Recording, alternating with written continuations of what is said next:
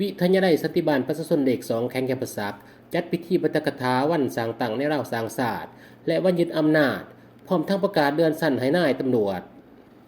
พิธีได้ไขขึ้นในครั้งวันที่17กันยายน2565นี้อยู่วิทยาลัยสันติบาลประชาชนเลข2โดยการให้เกียรติเป็นประธานของทานพันเอกปริญญาเอกวิไลพรสุริวงศ์หัวหน้าวิทยาลัยสันติบาลประชาชนเลข2แข่งจับประสาทพร้อมคณะมีหัวหน้าห้อง2คณะวิชาหัวหน้าแผนกห้องแผนกพนักงานครูอาจารย์ตลอดหอนักศึกษา2หุ่นเข้าร่วมในพิธีดังกล่าวยังได้มีการผ่านเอกสารวันสร้างตั้งในรอบทางศาสตร์ครบรอบ75ปีวันที่13สิงหาคม1950 13สิงหาคม2025วันยึดอำนาจครบรอบ80ปี23สิงหาคม194523สิงหาคม2025จุดประสงค์เพื่อหวนคืนมุ่นเสื้ออันสง่างาม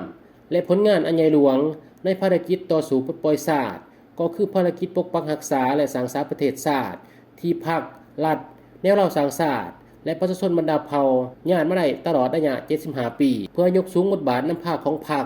รัฐและองค์การจัดตั้งภาคีทุกขันเพื่อปกปักรักษาและสร้างสรรค์พัฒนาประเทศชาติในระยะใหม่สร้างให้เกิดมีขบวนการแข่งขันรักษาและพัฒนาด้านต่างๆอย่างกว้างขวางในทั่วปวงชนโดยเฮ็ดให้การเฉลิมฉลองวันสร้างตั้งในราวสร้างชาติผิดพันกับขบวนการเฉลิมฉลอง3วันประวัติศาสตร์ของพรรคและของชาติปี2025รับประกันความสงบปลอดภัยและเป็นระเบียบเรียบร้อยในสังคมเพิ่มทวีปลุกระดมเสริมขยายมูลเสื้อ23สิงหา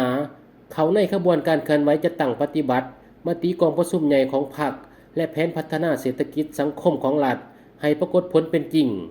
ตั้งหน้าปรับปรุงหัดแนนความสามัคคีปองดองทั่วปวงชนภายใต้ห่มทุ่งของพรรคเอาใจใส่ต้านสกัดกั้นสิ่งหย่อท่อต่างๆในสังคมเพิ่มทวีคุ้มครองรัฐคุ้มครองสังคมเสิร์ชสู้นำใจเพิงตนเอง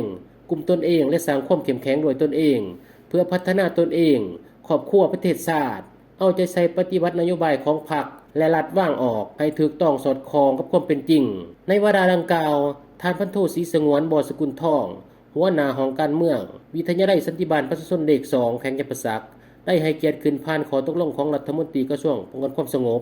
และผ่านขอตกลงของกรมใหญ่การเมืองกระทรวงป้องกันความสงบว่าโดยการเดินสั้นให้นายตำรวจในนั้นเดินสั้นพันตีขึ้นพันโท9สหายยิง1สหายเดินสั้นห้อยเอกขึ้นพันตี33สหายยิง8สหายเลื่อนสั้นห้อยโทขึ้นห้อยเอก33สหายยิง13สหายเลื่อนสั้นห้อยตีขึ้นสั้นห้อยโท16สหายยิง1สหายเลื่อนสั้นว่าที่ห้อยตีขึ้นเป็นสั้นห้อยตี15สหายยิง1สหายสำหรับนายตำรวจที่ได้รับการเดินสั้นในครั้งนี้ล้วนแล้วแต่แมนสหายผู้ที่มีผลงานดีเด่นในการปฏิบัติหน้าที่เวียกงานในระยะผ่านมา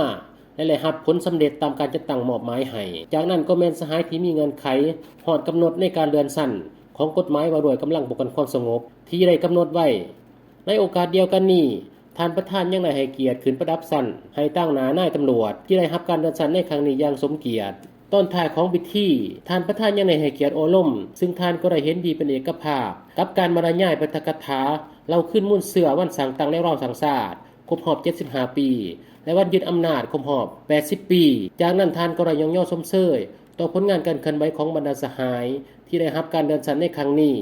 ซึ่งมันได้แสดงให้เห็นถึงการจัดตั้งปฏิวัติหน้าที่เวียกงานที่มีผลสำเร็จตามการจัดตั้งมอบหมายเว้าร่วมบ่เฉพาะก็แม่นบรรดาสหายที่ได้รับการเดินสั้นในครั้งนี้จากนั้นท่านก็ได้เน้นหนักให้พร้อมกันสืบต่อเป็นเจ้าการในการปฏิวัติหน้าที่เวียกงานให้มีผลสำเร็จเพิ่มทวีความรับผิดชอบให้สูงเป็นแบบเป็นอย่างให้แก่กำลังเพื่อพร้อมกันเฮ็ดสำเร็จหน้าที่ตามการจัดตั้งกันเทิงมอบหมายให้